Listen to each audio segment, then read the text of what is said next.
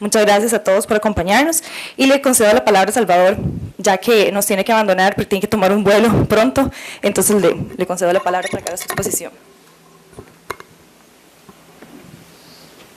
Bueno, pues muchas gracias por esa consideración, inclusive también a Benito que se acordó de mi vuelo. Pues miren, más que una exposición, creo que las ideas básicas de esta posibilidad de apelar en arbitraje ya fueron expuestas en el previo panel y no quiero hacer una recapitulación. El enfoque de esta segunda parte del panel es ver si, conforme está la ley en Costa Rica, tanto la ley de resolución alterna de conflictos y la ley de arbitraje comercial internacional, fuera posible implementarlo.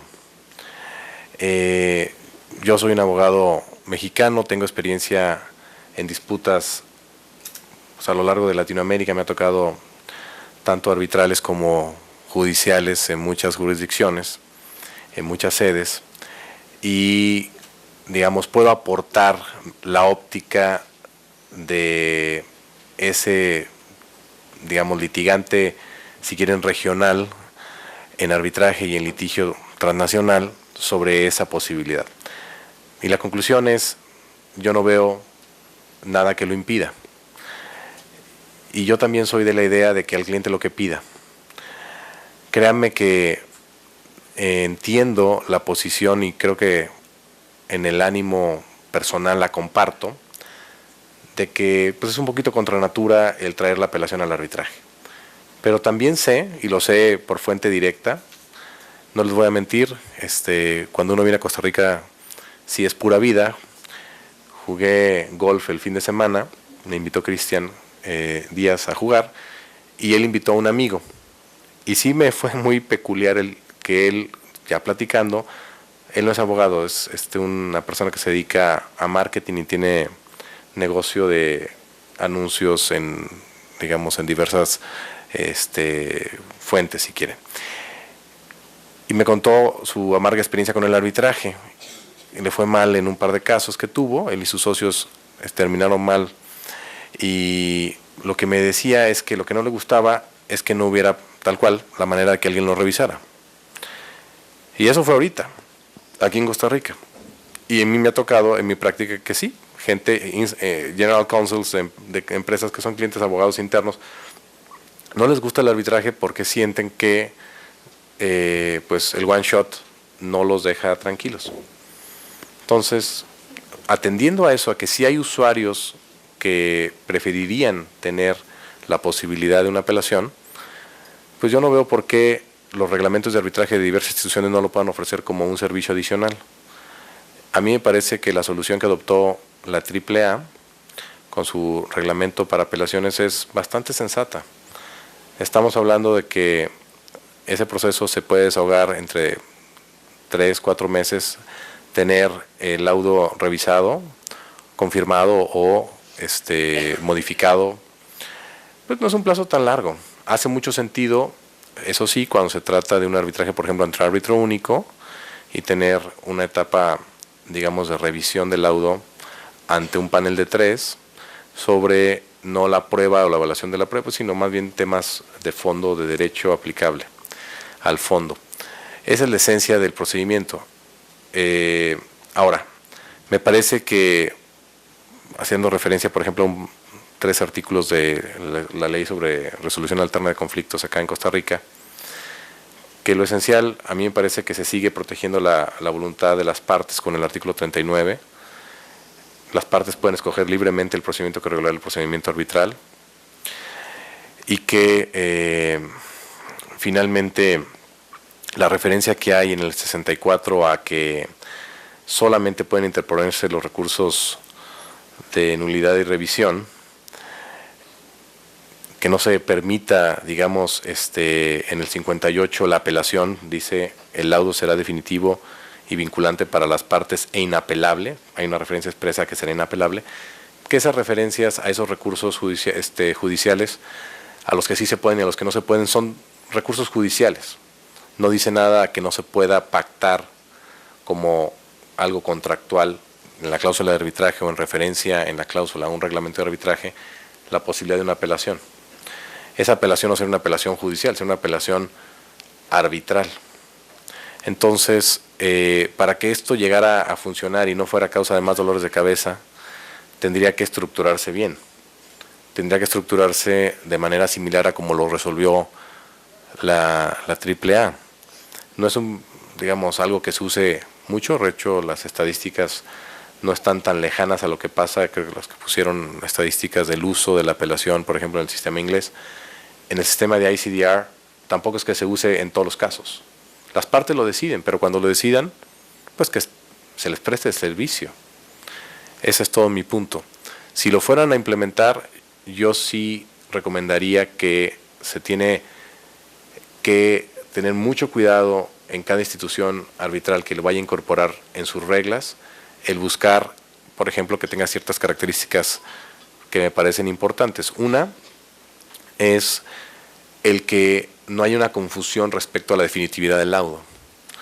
Si van, por ejemplo, a ese reglamento de apelaciones de la AAA, quizás sea la característica esencial, que las partes pactan al adoptar esas reglas, obviamente también debería usarse un lenguaje modelo, y la AAA lo proporciona para poder acceder a la apelación arbitral bajo las reglas de la AAA. Algo debería similar prever cada institución que lo adopte, tener un lenguaje modelo que permita a las partes que sea inequívoca la decisión de las partes de ir o de poder acceder a esa apelación arbitral, y después que no se entienda que todavía tenemos un laudo, sino hasta que pase el plazo en donde las partes pueden optar por ir a esa revisión o apelación, si quieren ponerle entre comillas, y después que el laudo no se entienda definitivo, sino hasta que o vence ese plazo o se resuelva la revisión o apelación por el panel de apelación que las partes escogieron.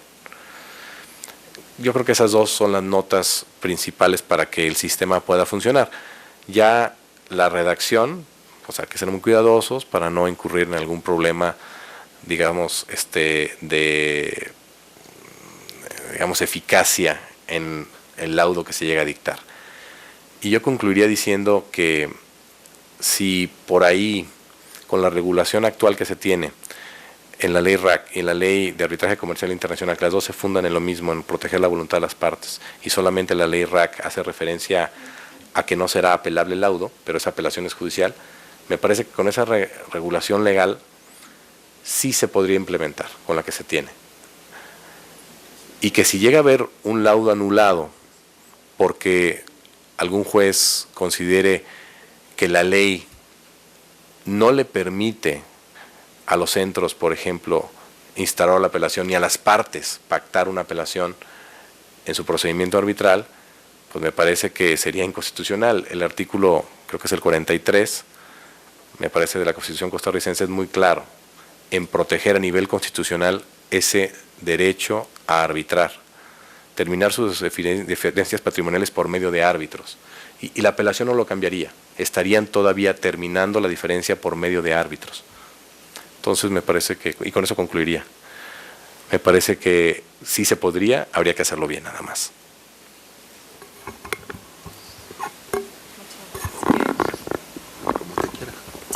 Si quiere, le podemos dar la palabra a don Gerardo. Te vas a retirar, me imagino, Salvador.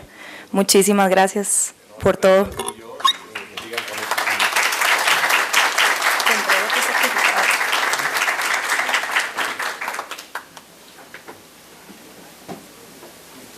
Te entrego tu. Muchas gracias, un gusto.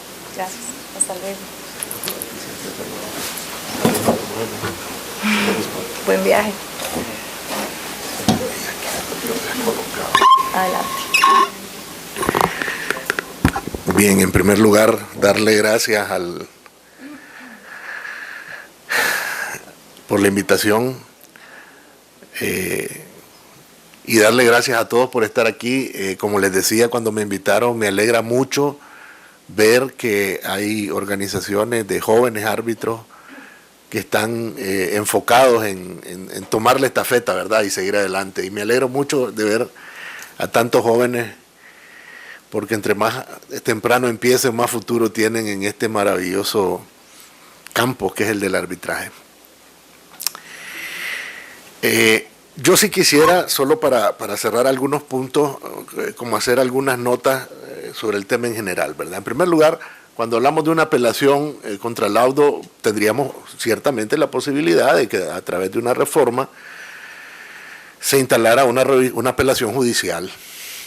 No es común, ya ha sucedido, es más, en Centroamérica ha sucedido, en El Salvador sucedió en el 2013, producto de un contexto, digamos, muy sui generis.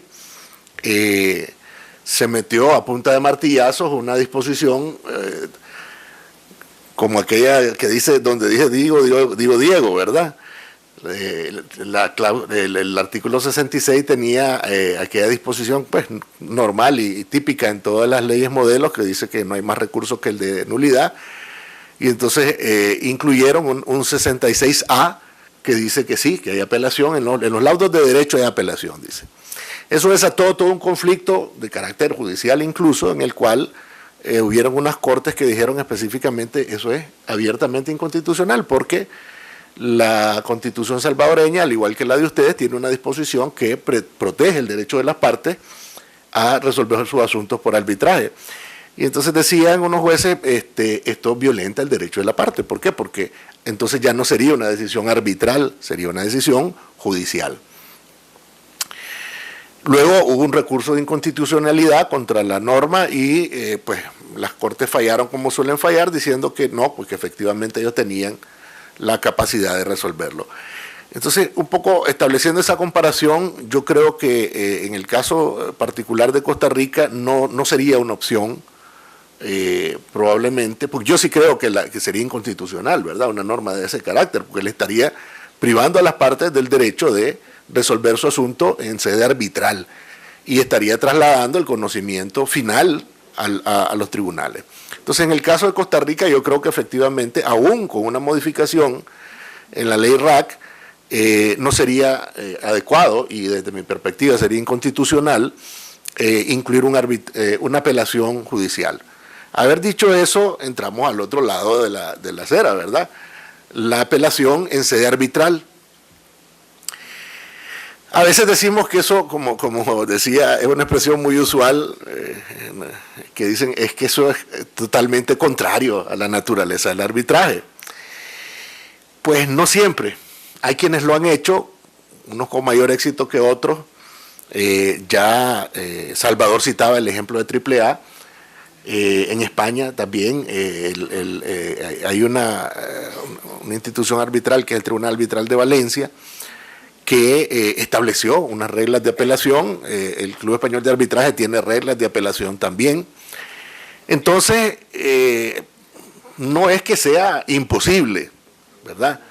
La pregunta es si no nos está pasando lo que le pasaba a un buen amigo mío, que un día vio a alguien con un traje muy bonito y él se compró uno y lo compró por internet, y ustedes saben lo que pasa cuando uno compra por internet, ¿verdad?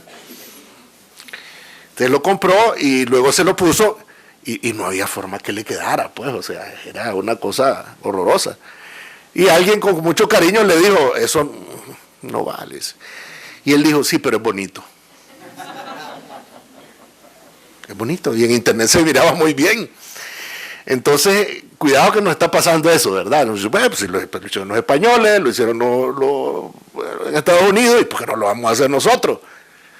Hay que pensarla bien, por varias razones. Cuando yo empecé en este negocio, empecé en la vía judicial o procesal, no, jurisdiccional, como todo, ¿verdad?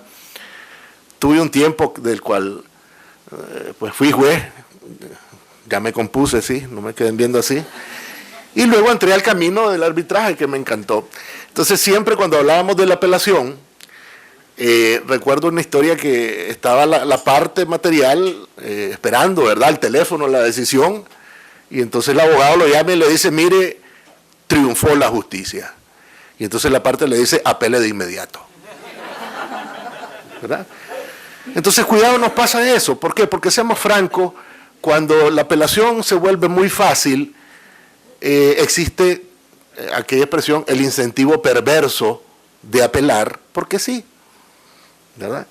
Ahora, yo francamente disiento con lo que decía Salvador, y es una pena que se haya ido, pero yo sí creo que sería abrir una discusión terrible, interpretar que la ley RAC se refiere nada más al recurso de apelación judicial, ¿verdad? Hay una expresión muy vieja que dice que donde la ley no hace distinciones no le es dado a nadie hacerla.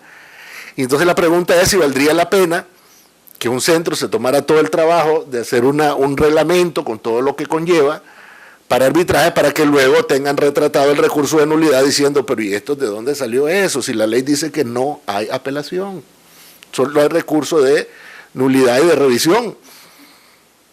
Entonces yo creo que pues no sería muy buena idea arrancar ese camino con un obstáculo tan evidente, tan a la vista y totalmente previsible. La parte que perdiera en la apelación y el arbitraje, casi yo podría apostar que va a decir, pues nada, me voy de nulidad, ¿verdad? Porque la ley dice que no. Pero bien, supongamos que se quita ese escollo y se hace una reforma, pues si la parte quiere, pues bendito sea Dios y vamos por ahí. Creo que deberíamos preguntarnos si realmente es tan bonito.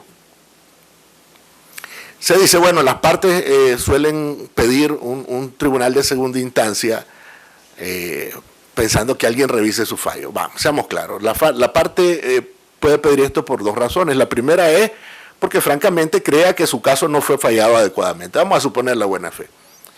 Y cuando hablamos de la apelación judicial, normalmente es un sistema coherente, en el sentido, por ejemplo, que quienes revisan la decisión de un juez de instancia es un tribunal compuesto por unos magistrados que tienen unos requisitos para su nombramiento bastante más fuertes que lo que se pide para un juez. ¿Vamos a hacer tribunales arbitrales así? ¿O vamos a tener otros 3 cristianos del mismo nivel fallando el asunto, solo Dios sabe cómo? Entonces la pregunta es, ¿vamos a duplicar? ¿Vamos a hacer 2 de lo mismo? Es un tema que habrá que pensar. Porque el tribunal, o sea, y peor cuando estamos los abogados. Ustedes saben que cuando se juntan 3 abogados hay 5 opiniones sobre el mismo tema, ¿verdad? Sí, pues es la verdad, la interpretación del derecho. El derecho es una materia tan maravillosa que a veces, pues, y hay casos que son complejos que se prestan a diversas interpretaciones. Entonces, la pregunta es si no estaríamos creando más de lo mismo, ¿verdad? Y entonces la parte diga, tal vez sería mejor que fuera como en el procedimiento civil, que hay una casación donde están allá en el Olimpo unos señores que saben mucho. Y entonces, ¿qué? Creamos un recurso de casación arbitral también, ¿verdad? Entonces, siento que es un camino complejo. Ahora, cierto es que hay quienes han encontrado soluciones para quitar el incentivo perverso. Por ejemplo, en el caso de este Tribunal Arbitral de Valencia, hay varios mecanismos para desincentivar. Primero, que dice que el que va a recurrir tiene que garantizar el pago de la resolución, ¿verdad? Es un buen mecanismo, es decir, o sea, eso motivaría que la mayoría de los recursos no se generen nada más por un asunto de ganar tiempo, sino que obligaría pues a la parte material más bien a considerar si realmente tiene sentido entrar a un proceso que bueno, podrá durar más o durar menos, sabiendo que pues, sus posibilidades de éxito son mínimas, ¿verdad? También, sin duda, podría encontrar sus detractores esa lógica, ¿verdad? Decir, bueno, pues la parte que no tiene cómo garantizar, entonces estaríamos privándole del derecho de recurrir. Y entonces es un terreno bastante espinoso. Ahora, en el caso de la AAA, eso no sucede realmente, ¿verdad? En resumen, ¿cuál es mi posición preliminar en relación a este tema? Yo sí creo que aquí, en Costa Rica, hoy por hoy, primero, judicialmente sería impensable. Para mí que sería inconstitucional. Ahora, una segunda instancia arbitral, una apelación arbitral, en principio yo sí creo que sin una reforma legal sería por lo menos riesgoso.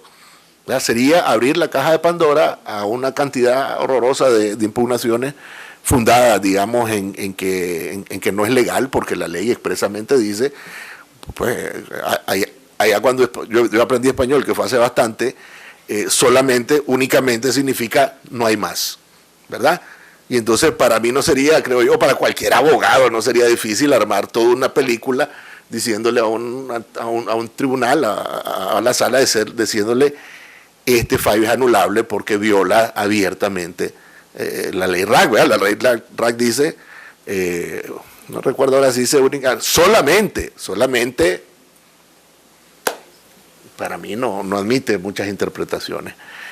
Pero sí creo que vale la pena discutirlo, pero hay que tener absoluta conciencia de que no todo lo que los demás usan se nos ve bien a nosotros, ¿verdad?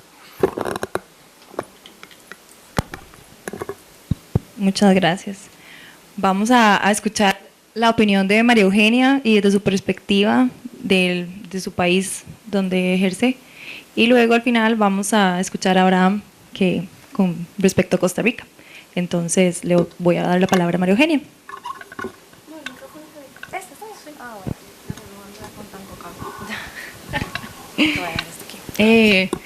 Buenas tardes, muchas gracias por haberme invitado a participar en este panel. Para mí es un honor estar aquí y a mí me encanta Costa Rica, así es que siempre bienvenido a revisitar Costa Rica. Con relación al tema de la segunda instancia en el proceso arbitral, y desde el punto de vista de los Estados Unidos, creo que es importante hablar, dar un poquito de trasfondo sobre el tema y hablar sobre la Ley Federal de Arbitraje. La ley principal en los Estados Unidos, a nivel federal, relativa al arbitraje, es la que se conoce como el Federal Arbitration Act o la Ley Federal de Arbitraje. Y esta ley se creó en el 1925 como respuesta a una actitud negativa, por lo general, de la rama judicial del gobierno hacia el arbitraje y los acuerdos de arbitraje. Entre otros aspectos, esta ley lo que hizo fue que estableció la base legal para el reconocimiento de los laudos arbitrales en los Estados Unidos a nivel federal. La Ley Federal de Arbitraje, como es una ley federal, tiene prioridad sobre las leyes estatales, que incluye los 50 estados de la nación y también los territorios norteamericanos, entre ellos Guam y Puerto Rico, de donde yo vengo. Pero ¿qué pasa? Que esta Ley Federal de Arbitraje es una ley bastante corta y breve, que no abarca muchos temas del arbitraje. Y en el caso del tema en cuestión, no contempla la apelación de laudos arbitrales. Y por eso, cada estado de la nación tiene la potestad de promulgar o establecer leyes para llenar esos vacíos que contiene la ley federal. Muchos de los estados en los Estados Unidos han promulgado leyes para llenar estos vacíos que favorecen el arbitraje internacional. Y algunos de los estados lo que han decidido es que han optado por seguir el ejemplo de la ley modelo de la Comisión de las Naciones Unidas sobre arbitraje internacional. Hoy día, a la fecha, tenemos 8 estados norteamericanos que han adoptado la ley modelo en sus leyes estatales sobre arbitraje internacional, y estos estados son California, Connecticut, Florida, Georgia, Illinois, Luisiana, Oregón y Texas. Otros estados de la nación han aprobado leyes que favorecen el arbitraje internacional, pero que no siguen la ley modelo. En el caso específico de la Florida, que es donde yo trabajo, el estado de la Florida se unió en el año 2010 a los estados que ya habían adoptado la ley modelo y promulgó la ley de la Florida sobre el arbitraje comercial internacional, o el Florida International Commercial Arbitration Act, como se le conoce en inglés. Y el propósito de esta ley en la Florida es tratar de proveer uniformidad, reducir el número de obstáculos que a veces las partes se encuentran con relación a temas del arbitraje, temas del árbitro, etcétera, etcétera.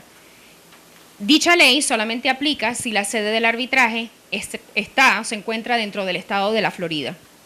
Y la ley contiene, como la ley modelo, contiene muchísimas secciones con relación a diferentes temas de arbitraje, como por ejemplo el nombramiento de árbitros, competencia del tribunal arbitral, si tiene o no tiene competencia, el poder del tribunal para emitir medidas cautelares, en qué día se llevará el arbitraje, si se van a llevar a cabo audiencias de arbitraje o no, y ese tipo de temas. También la ley de la Florida cubre y abarca el tema de la corrección del laudo arbitral y las causales para anular un laudo arbitral. Pero la ley de la Florida sobre arbitraje internacional no contempla tampoco la apelación de los laudos, pero como comenté, sí provee para anular laudos, y la ley establece cuáles son las causales para intentar anular un laudo. Por ejemplo, sin entrar en mucho detalle, si la parte que solicitan la nulidad alega que una de las partes estuvo afectada por incapacidad, si el acuerdo de arbitraje no es válido, que el laudo, por ejemplo, se refiere a una controversia que no está provista en el acuerdo de arbitraje, que la composición de los árbitros o del tribunal arbitral no se ajustó al acuerdo de las partes. También provee que el laudo podrá ser anulado si el juzgado comprueba que el objeto de la controversia no es susceptible de arbitraje según la ley de la Florida, o si el laudo es contrario al orden público del estado de la Florida. Esta ley de la Florida ha sido interpretada por muchos tribunales en el estado de la Florida, y de hecho la misma fue interpretada recientemente en el año 2016 en un caso en el Tribunal Federal para el Distrito Sur de la Florida, llamado Sural Barbados contra el gobierno de la República de Trinidad y Tobago. Y en este caso el Tribunal Arbitral confirmó el laudo arbitral en cuestión en su totalidad, no obstante que el demandante había solicitado la anulación del mismo bajo el artículo 5 de la Convención de Nueva York y además bajo la Ley de Arbitraje Comercial de la Florida. Y cuando el tribunal emitió su decisión, el tribunal afirmó que el estándar de revisión de un laudo arbitral en los Estados Unidos es sumamente limitado, y además afirmó que en los Estados Unidos los laudos arbitrales están sujetos a unos estándares mínimos de revisión judicial doméstica. Y este es un caso reciente que evidencia que los Estados Unidos es un país sumamente pro arbitraje, donde es muy difícil anular un laudo. Ahora bien, con relación al tema central de este panel, que es el tema de apelación de un laudo, sí quisiera comentar lo siguiente, ya que vimos que la Ley Federal de Arbitraje y la Ley de Arbitraje Comercial de la Florida no provee para la apelación.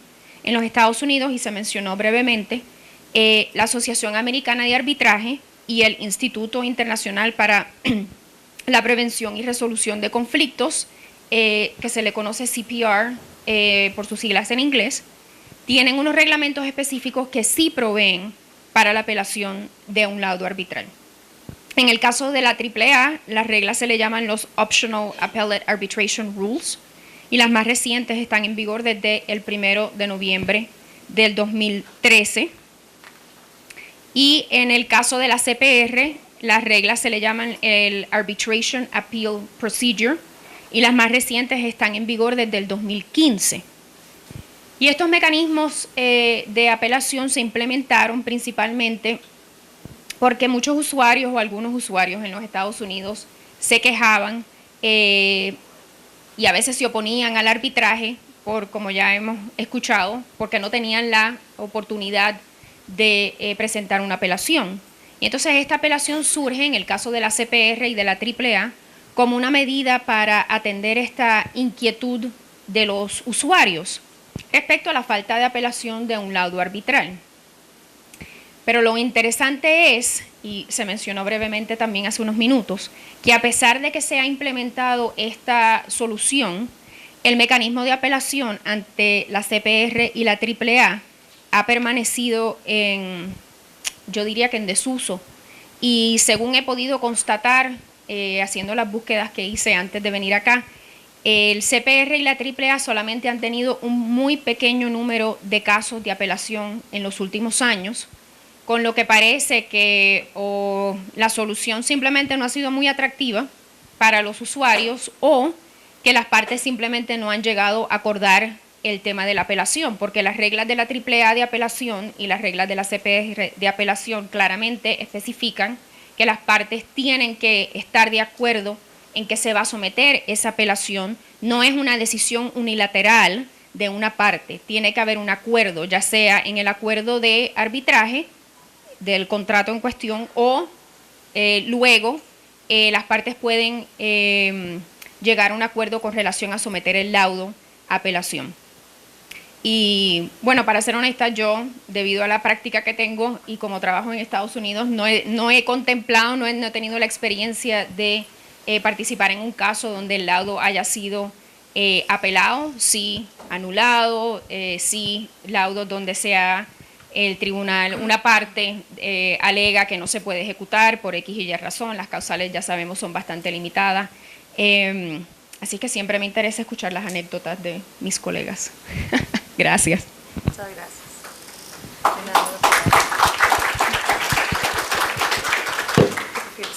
Sí. Bueno, buenas tardes otra vez aquí con ustedes. Espero no aburrirlos mucho. Para referirme al tema de la implementación de una posible segunda instancia en un procedimiento arbitral, yo creo que hay que tomar en cuenta varios factores. Tal vez de primera entrada un factor que es el contexto. Resulta curioso que estemos hablando acá sobre una segunda instancia en los procedimientos arbitrales cuando en la vía jurisdiccional en diferentes materias se limita la segunda instancia. Y una prueba de eso es el nuevo Código Procesal Civil, donde, por ejemplo, la sentencia dictada en un procedimiento ordinario de mayor cuantía no tiene apelación, sino que pasa directamente a casación. Que esa casación es una casación más flexible, que funciona o termina funcionando un poco como una segunda instancia. Bueno, pues esos son opiniones, digamos, subjetivas, pero el hecho es que formalmente no existe una apelación para esa sentencia dictada en un ordinario de mayor cuantía. No existe tampoco en contencioso administrativo. Un procedimiento contencioso administrativo pasa directamente a casación, en laboral, en algunos procedimientos laborales, pues también pasa a casación. Entonces, donde en la vía jurisdiccional más bien abandonamos la apelación, más bien tratamos de fortalecer el recurso de revocatoria, donde se le pide a las partes que traten más de convencer al juez que está tramitando su proceso para que resuelva de determinada forma y no tanto sostenerse o ampararse en una apelación que estaba demostrado que es parte de las culpables, digamos, de los retrasos en los procesos jurisdiccionales en la actualidad.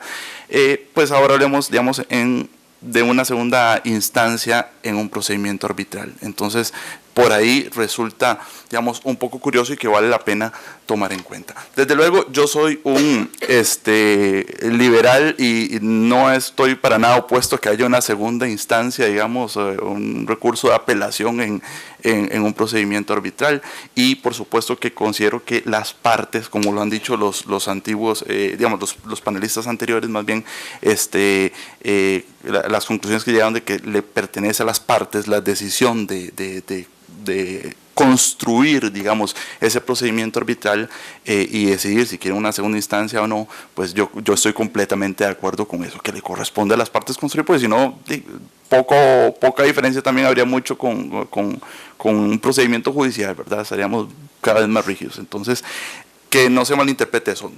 Desde luego que si las partes quieren una segunda instancia, pues la querrán, pero me resulta curioso que en sede jurisdiccional, donde en el primer panel en el que participé estábamos hablando de cómo estábamos aprendiendo en el proceso jurisdiccional, el nuevo proceso civil, del procedimiento arbitral, cómo había influido el procedimiento arbitral en el proceso civil, pues que más bien ahora el proceso arbitral más bien se contagia de los vicios del proceso civil, ¿verdad? Entonces, ese es un primer punto. El segundo punto que me parece importante discutir es el tema de la utilidad de esa segunda instancia. Y esto tiene que ver mucho con un factor mental. Si yo sé que tengo un primer laudo y luego lo puedo apelar, yo podría entrar, digamos, pensando en esa segunda instancia, en lo que sea definitivo, en lo que al final de cuentas diga eso es lo que es, y ahí tal vez entre el recurso de nulidad, pero poco más, y eso es lo que se va a apelar. Entonces, provocaría tal vez un incentivo perverso de que sí, ahí me voy llevando el proceso, voy a ver que resuelve en primera instancia,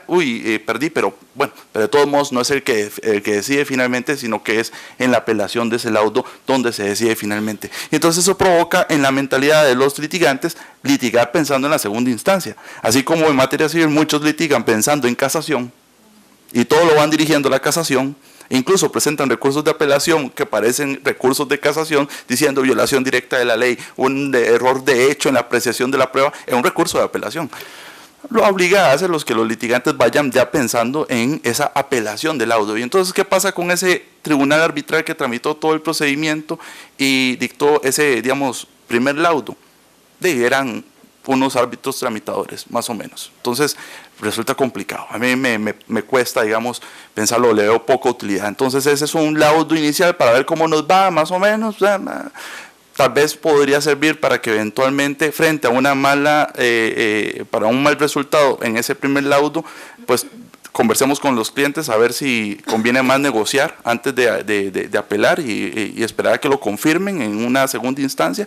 Tal vez podría por ahí haber un tipo de utilidad, pero va litigando uno pensando en esa segunda instancia y no tanto en resolverlo de una forma definitiva, como lo han dicho todos. Si ya tengo un mal resultado, el cliente me va a decir, apele eso. Si hay apelación, apélelo, llévelo a la apelación. Yo, francamente, en mi experiencia, tampoco tengo tantos años de experiencia como muchos acá que podrán tener bastante más que yo, pero yo nunca he visto, o muy pocas veces he visto en realidad, porque sí he visto, abogados que digan, mire, vea, esta es la sentencia, es desfavorable para usted, pero está bien dictada.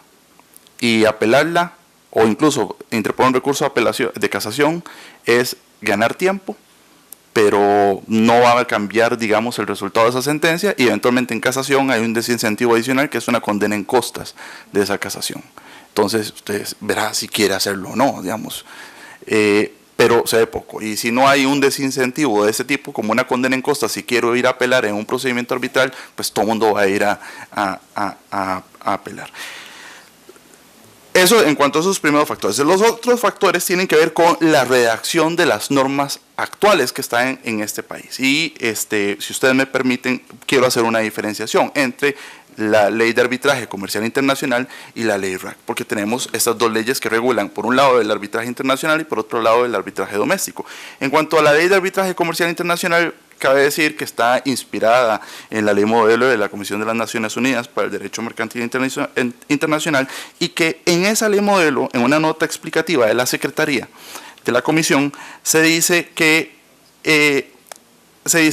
en una parte, nada voy a leer, dice, con todo, nada impide que las partes recurran a un tribunal arbitral de segunda instancia si han visto de común acuerdo esa posibilidad, como es frecuente en el comercio de ciertos productos básicos. Y por ahí, aunque en la ley, en el cuerpo modelo, en la ley modelo no se hable abiertamente de que hay posibilidades de apelar, digamos, esa sentencia o que haya una segunda instancia, un procedimiento arbitral, esa nota explicativa de la Secretaría, pues parece decir que las partes, como son las dueñas del proceso, pues podrían eventualmente decidir si van a una segunda instancia o no. En el caso de la ley RAC, la cosa podría ser un poquito más complicada. Y me refiero a unos artículos, a ver qué les parece. El artículo 18 de la ley RAC, más bien el artículo 23 de la... No, me perdí, perdón. El 39, sí. Perdón, el 39, dice, el laudo se dictará por escrito, será definitivo, vinculante para las partes e inapelable salvo el recurso de revisión. Una vez que el laudo se haya dictado, producirá los efectos de cosa juzgada material y las partes deberán cumplirlo sin demora. Y entonces eso parece ser muy claro, muy fuerte, muy contundente, no se permite la segunda instancia, no se permite la apelación de un laudo arbitral. Yo, en todo caso, sí creo que corresponde a las partes la decisión de si quieren una segunda instancia o no. Pero hay que tomar en cuenta otro aspecto, y con eso quiero terminar, y es el aspecto terminológico, el lenguaje. Se dice, el laudo será inapelable salvo recurso de revisión, será definitivo y vinculante para las partes. El aspecto terminológico. ¿Y si no se llama laudo? ¿Y se llama prelaudo? Sujeto a confirmación por el tribunal de confirmación si se presenta un segundo punto o no. En el derecho le damos mucha importancia a los términos, a los conceptos. Hay que ser muy preciso con los conceptos. Por ejemplo, a alguna gente le da miedo decir o no le gusta decir la parte perdedora. Y entonces la parte perdidosa. Perdedora. Perdió. No quiero herir susceptibilidad. La parte que perdió. No, la parte que perdió, la perdedora. Pero si cambiamos a lo mejor el concepto, siendo en el fondo, en la sustancia lo mismo, pues podría ser una una facilidad más. Aunque de todos modos, vuelvo a decir, yo desde mi punto de vista personal, independientemente del artículo 39, sí creo, porque en otros artículos, incluso el mismo 39 dice, siempre dice, la libre elección del procedimiento con sujeción a lo dispuesto en la presente ley, las partes podrán escoger libremente el procedimiento que regulará el proceso arbitral, siempre que ese procedimiento respete los principios del debido proceso, el derecho de defensa y el de contradicción. Y hasta donde yo sé, la posibilidad de una segunda instancia, que no es un principio del proceso, pero que no es ni contra al principio del debido proceso, ni va en contra del derecho de defensa, ni impide el derecho de contradicción. Entonces, me parece que por ahí es válido. Gracias. Bien, muchas gracias a los tres y a Salvador, que nos tuvo que abandonar. Entonces, vamos a dar paso al bloque de preguntas del público, y entonces tal vez si quieren referirse al panel primero o al segundo, entonces pueden decirlo antes de su pregunta.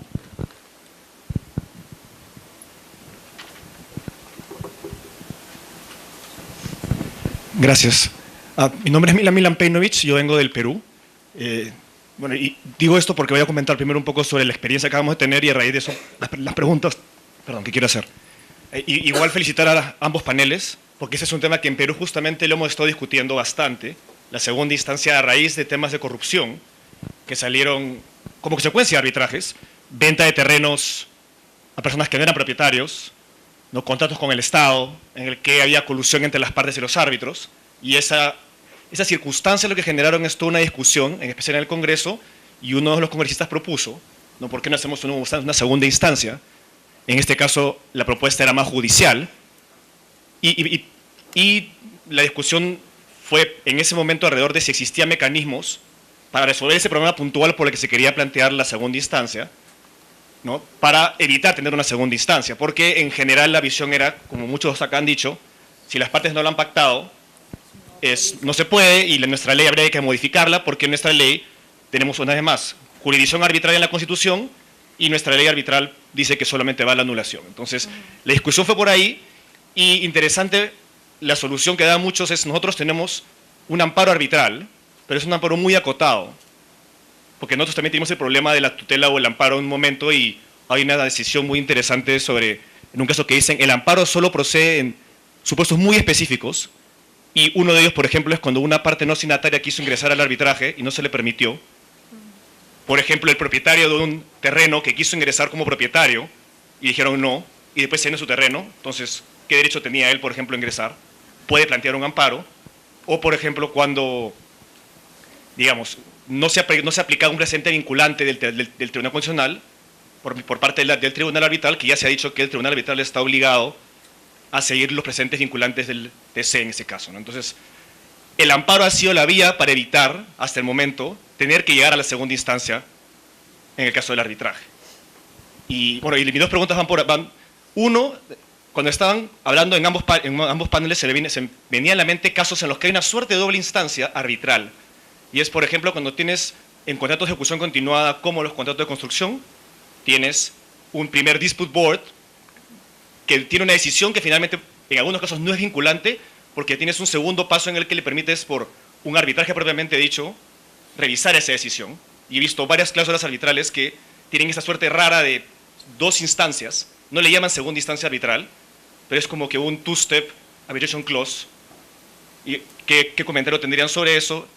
Y segundo, se habló mucho sobre el one shot, y mi pregunta sería, ok, no queremos cambiar el problema de hacia arriba a segunda instancia, ¿estarían dispuestos a ir incluso a pactar en contra de la anulación? La ley peruana permite a partes no peruanas que eligen Perú como sede, que puedan pactar incluso que no hay anulación, con lo que habría propiamente un one shot en el arbitraje. No sé si es que hay un comentario puntual sobre ese tema también. ¿Qué harían las preguntas y luego las respuestas? No sé. No, si quieres nada pueden responder la pregunta. No sé. Sí. ¿Quién quiere responder la pregunta? Diana. Muchísimas gracias por la intervención y la pregunta. Yo solo te ayudo respondiendo la del dispute boards.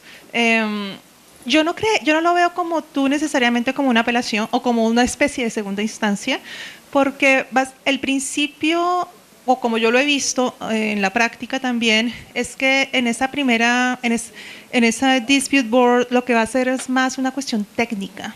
¿Sí? Son más los ingenieros. Lo que pasa es que el pecado sigue siendo nuestro de los abogados, porque es que el ingeniero no lo mandamos a arreglar el problema, sino que lo mandamos con los abogados detrás.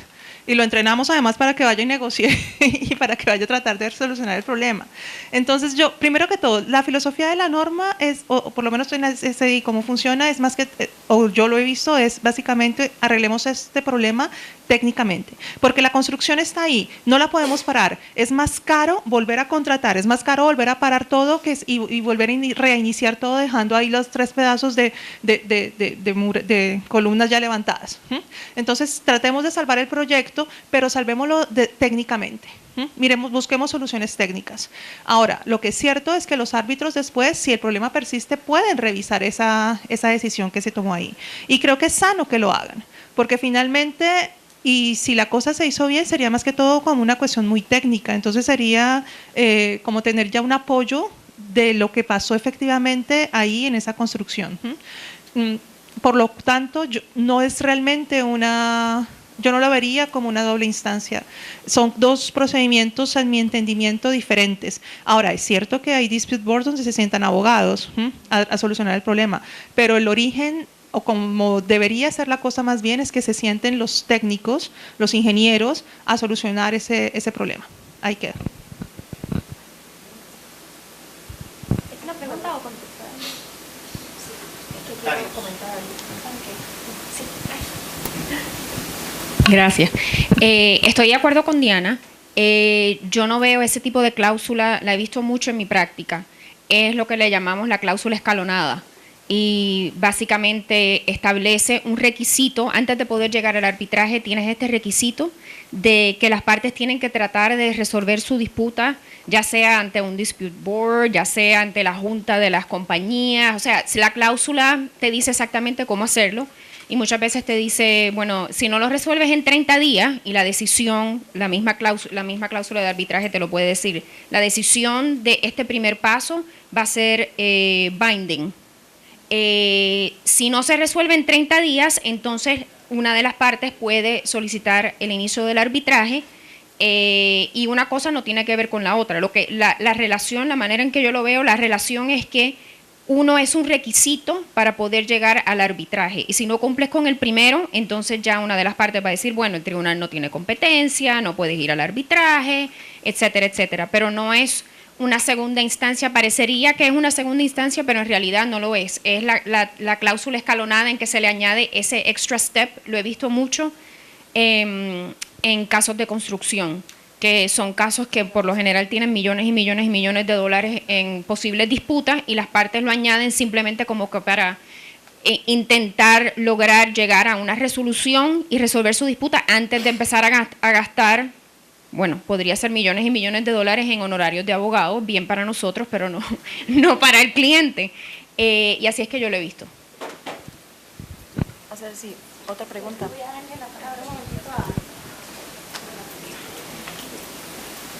Muchas gracias y felicitaciones a los expositores y a la organización de este evento.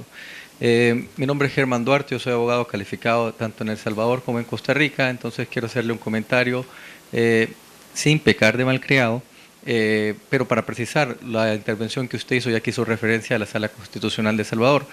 Ese caso se refiere al proceso 11-2010, que surge a raíz de una serie de reformas que se le hace a la Ley de Contratación y Administración Pública, porque un grupo parlamentario movido por el conservador religioso ultrafundamentalista Rodolfo Parker, que estaba muy molesto con que el Estado continuaba perdiendo, le agrega en efecto el artículo 66A a la Ley de Mediación, Conciliación y Arbitraje de El Salvador. Y además agrega una reforma a la LACAP, a esta Ley de Administración y Contratación Pública, y esto llega a Sala Constitucional por medio de una acción promovida por Guillermo Alexander Parada, que termina en una resolución que básicamente dice que, en efecto, los arbitrajes en derecho en El Salvador tienen apelación, o sea, no es una apelación que ponen las partes, sino que es una apelación por ley que llega al tribunal, a la Cámara de Segunda Instancia, pero eso es para los arbitrajes entre Estado y particulares, porque el Estado se sentía vulnerado de que solo particulares lo juzgaban. Pero permite que por acuerdo de partes, y es por eso que es muy importante esta parte, que por acuerdo de partes, si es un arbitraje entre particulares, puedan hacer una modificación y excluir esa apelación. Este proceso de cambio de la normativa pues es un proceso que está totalmente estancado lastimosamente en el país, y es un cambio necesario. Por lo demás, estoy totalmente de acuerdo con lo que dice el profesor Balcer, que si las partes ponen un acuerdo, ¿verdad? Y en el acuerdo, como las partes de acuerdo de partes, consentimiento, y dicen que quieren una apelación, pues ¿qué se le va a hacer? Pero sí está muy interesante la discusión alrededor si se puede en arbitraje internacional o no se puede con el arbitraje nacional. Eso sería todo.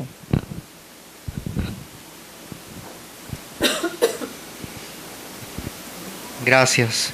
Como salvadoreño también me es difícil, sumamente difícil no darme por aludido, pero sí quiero compartirles, continuando, y apoyo totalmente lo que acaba de decir Germán, y realmente así fue como sucedió el caso de El Salvador.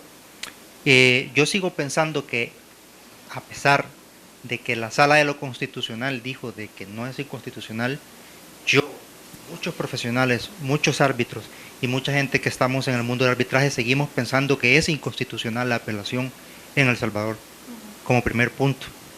Como segundo punto, se ha hablado acerca de generar confianza, de que meter una revisión o una apelación podría generar confianza.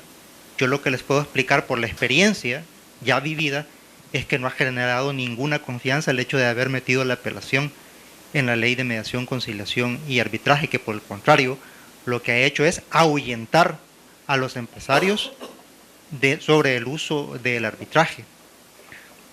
De hecho, y esta es noticia fresca, hace más o menos unos 2 meses, uno de los magistrados salientes que firmó esa sentencia de inconstitucionalidad, que dijo que no es inconstitucional, por cierto, en una entrevista en la prensa gráfica, manifestó que se arrepentía de haber firmado esa sentencia de inconstitucionalidad y admitió que uno de los grandes errores que había tenido la sala había sido ese, dejar la apelación en los arbitrajes, para los arbitrajes comerciales. Otra cosa, refiriéndome siempre a los clientes, es que yo creo que más bien lo que hay que hacer es sincerarse con el cliente y más bien explicarle desde el principio que en el arbitraje no hay ninguna revisión ni ninguna apelación. Y entonces decirle claramente, si usted no está de acuerdo con que haya one shot, como todos han dicho hoy, entonces no pacte arbitraje, váyase a la vía judicial. Yo creo que sería lo más conveniente. Y sí, yo creo que a los clientes más bien no les gusta tanto la apelación. Al menos es lo que yo en mi experiencia he visto, y tengo un caso reciente donde se negoció una cláusula arbitral y era un contrato muy complejo. Estaba de por medio una multinacional constructora española y una empresa regional de suministro de materiales de construcción. Yo representaba a la empresa local, regional, y tenía como contraparte abogados especialistas tanto de Centroamérica como de España, representando a la española. Y entonces el primer tema que surgió es si el arbitraje iba a ser en derecho o iba a ser en equidad. Yo dije, nos vamos a destacar en estos en semana, ¿ya? Y no, lo resolvimos rápido. Cuando entonces vino el tema de si iba a haber apelación o no iba a haber apelación, porque en el arbitraje en derecho se puede renunciar a la apelación, yo dije, esto va a tardar meses. Y para mi sorpresa no fue así. Fue más fácil ponerse de acuerdo de que no iba a haber apelación que ponerse de acuerdo de si el arbitraje iba a ser en equidad o en derecho. Y entonces yo, por mi experiencia al menos, veo de que los empresarios que saben a qué se están sometiendo cuando se van a someter a arbitraje, prefieren que la decisión sea tomada de una vez y que no tenga revisiones. Con lo que sí yo estaría un poco de acuerdo es con una revisión dentro de los centros de arbitraje para el caso de arbitraje institucional, pero no sé cómo se manejaría en el caso de los arbitrajes ad hoc. ¿Quién haría esa revisión? Eso es un lío y dejo ahí la pregunta porque ni yo la puedo contestar, no tengo ni idea. Y por último, con el caso de la anulación que decía Milán, en el caso de El Salvador, en esa sentencia, la 11-2010 que mencionaba Germán, la Sala de lo Constitucional, a pesar de que no se lo pidieron, sí, no se lo pidieron, pero de cierta manera dejó a entender allí que así como es renunciable la apelación, también podría ser renunciable la nulidad. Gracias. Un comentario nada más de don Gerardo. Sí, un comentario breve. Gracias a ambos, ¿verdad? Porque es un tema bien interesante. El primer comentario es que, como bien, yo no había querido entrar a los antecedentes, ¿verdad? Pero es una realidad. Y eso no se debe de hacer. O sea, no debe suceder que el Estado, cuando se pone bravo porque están fallando en contra de él, pues fuerza de una forma tan rápida una decisión tan trascendente. Eso es lo primero. El segundo elemento es que realmente el 66A no dice que sean solo los del Estado. ¿Verdad? El 66A dice literalmente: el laudo arbitral pronunciado en arbitraje de derecho es apelable con efecto suspensivo dentro de los 7 días hábiles, etcétera, etcétera. ¿Verdad? Eso es lo que dice literalmente el 66A. No hace distinciones. La regla que comentábamos, donde la ley no hace distinciones, no les ha dado a nadie hacerla. Ahora, sí es cierto que la Corte en la sentencia lo dijo, ¿verdad? Dijo: no, esto no vulnera el derecho de las partes porque podrían renunciar al recurso. Siempre he tenido mi reserva de que lo que se dice en un considerando tenga efecto cuando no se dice en la parte resolutiva, ¿verdad? Al margen de que, claro, como siempre, y la Corte es el órgano máximo, lo normal es que todos sigamos lo que ella dice, pero esa tesis que maneja la Corte y que además deja abierta efectivamente la posibilidad de renunciar al recurso de nulidad, que no es tampoco muy usual, está en lo que pues nosotros en la técnica llamamos la parte considerativa, cuando la Corte hace su reflexión y dice: bueno, pues ¿por qué yo creo que esto y el otro? Ahí es donde lo menciona. Pero en la parte resolutiva, pues se limita a lo que es objeto del recurso, que es decir, no es inconstitucional el artículo 66A, no es inconstitucional la parte que se modificó de la ley de contrataciones. Entonces, no dudo pues que es lo que se va a aplicar, ¿verdad? El punto sigue siendo de que las decisiones de las Cortes pues no nos queda más que acatarlas, aunque ya sabemos que a veces, ¿verdad?, están desafortunadamente motivadas por elementos que van más allá de la ley nada más, ¿verdad? Y en el fondo mi reflexión es esa, ¿verdad? Es decir, si vamos a hacer un cambio, hagámoslo reflexionando profundamente acerca de las consecuencias y de todas las aristas necesarias para que no sea tan rápido y que luego empiece a originar estas discusiones que no siempre son las más sanas, ¿verdad? Muchas gracias. Con esto damos fin a este segundo bloque. Muchísimas gracias a todos los expositores, los del primer panel y los del segundo. Excelente. Muchas gracias.